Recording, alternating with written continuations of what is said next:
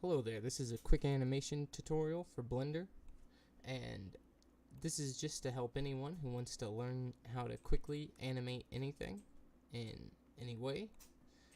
And what you want to have yourself in object mode and have something you want to animate, and you press the I key and it'll bring up your insert keyframe menu, and from here I'm going to go ahead and just hit location and rotation, right? And that's going to save its location and its rotation to the current keyframe. And if we go ahead and we bring up the bottom here, you'll see that keyframe right there at 0.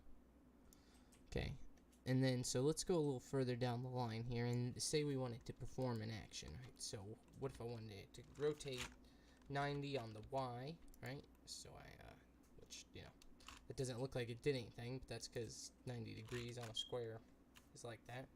And then we want to move it on the X a little bit out, so it kind of looks like it rolls.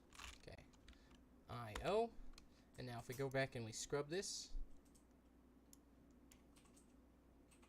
you'll see it rolls back and forth. Now, there's a quick way to finish this off, so it goes back to the beginning, and you can just Shift D that to the end of whenever your timeline is here, which I'm not sure when mine ends, 250, so we can go ahead and grab that one more time, move it over to 250, and now if we hit play, you'll see it goes back into position, nice and slow, and then it goes back out. Now, the reason it's not doing that quite in timing there is because this is not at the complete center of 0 and 250, but you know, if we just take 250 and divide that by 2, you're gonna have 125 here, and you move over to 125 and you'll get the same motion both ways.